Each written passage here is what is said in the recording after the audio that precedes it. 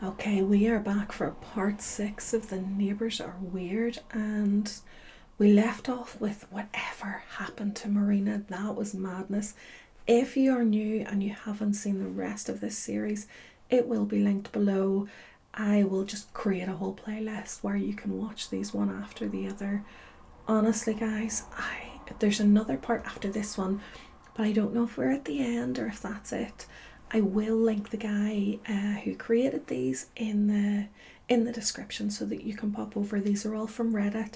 Brotato Chip 411 on Reddit.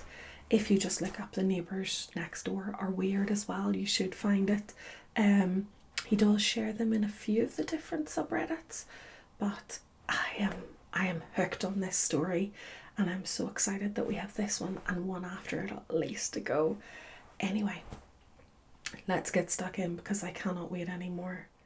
I adjusted my tie, the fabric damp with sweat from the sweltering afternoon heat of nerves. The official's black SUV idled a few feet away, its engine humming steadily. The man who had just stepped out looked like someone who belonged in a covert war room rather than standing on a patch of dead grass in the middle of nowhere. His suit was immaculate, his stance authoritative, and his eyes cold, calculating.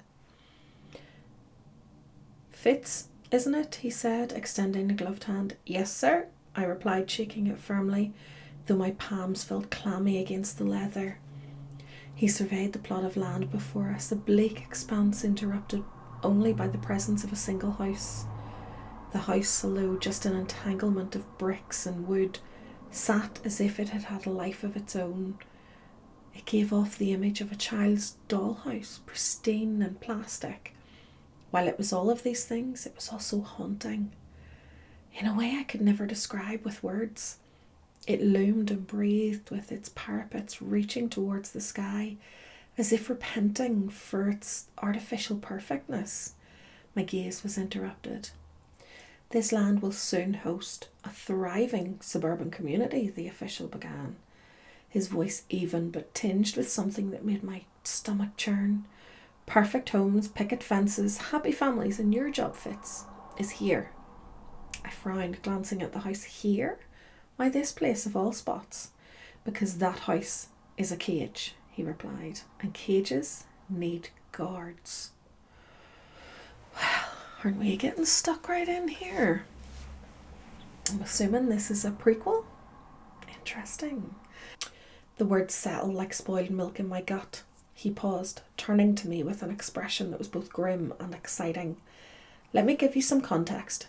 This location, this experiment is classified beyond your clearance. But since you'll be the one overseeing the area, you're entitled to a fragment of the truth. Consider it need to know." He gestured towards the house, its presence growing more sinister under the dimming light.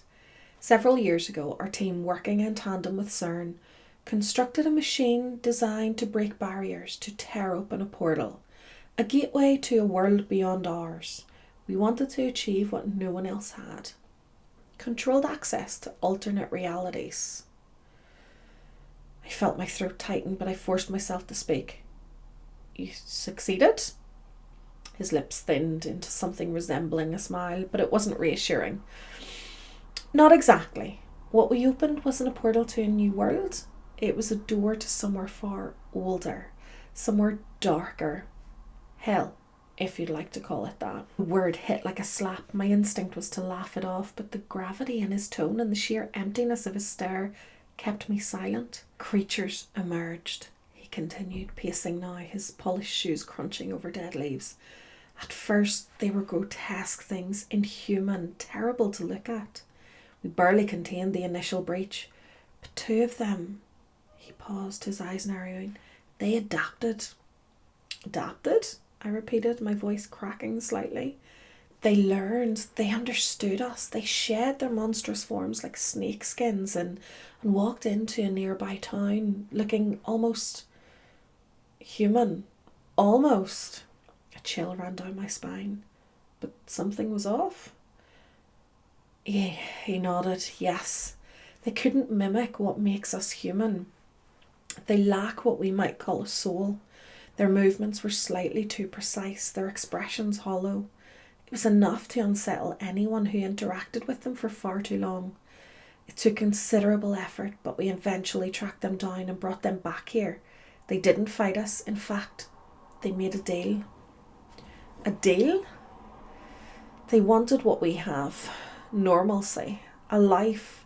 So we offered them a compromise. We built them a cage, disguised as a house, and allowed them to live out their so-called human lives.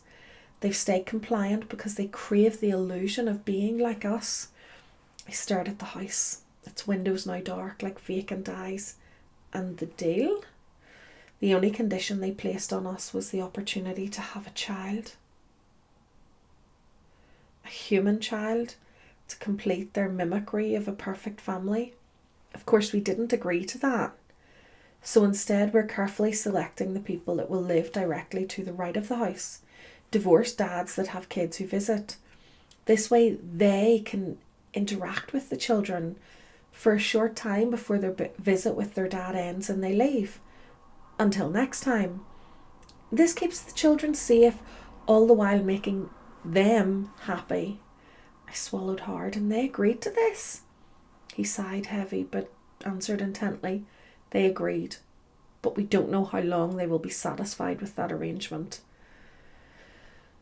I felt the sweat on my forehead hit my eyelashes and I slightly jumped from the sensation. What if they break the deal?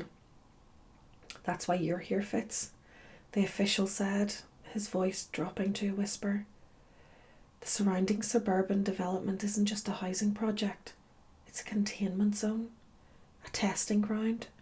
Should they or anything from that portal become a problem again, the government can isolate the area, control it. But we need boots on the ground to monitor for any deviations. So I'm bait, I said bitterly, the weight of the assignment finally sinking in. Your insurance, he corrected. The weekly reports are mandatory. Observe the house, document anything unusual, and if it's a word of advice, don't go inside unless absolutely necessary. He started to walk away and quickly turned back to me with a full hand held out. I almost forgot. Here is your new identity. Your name is Greg Thomas. Here is an ID, passport, birth certificate, and a fake job description, along with a story made up of your past. Practice it well. You can't make a mistake. He turned on his heel and strode back to the SUV, leaving me standing there with the oppressive silence of the house pressing in around me.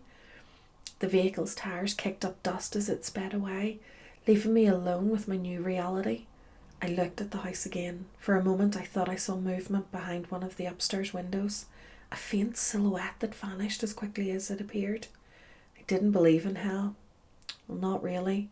But as I stood there staring at the house that shouldn't exist, I felt a creeping certainty. Maybe I didn't have to believe in hell for it to come to me. Oh my goodness, so after all of that, Greg knows. Greg knows because he's there to look after them.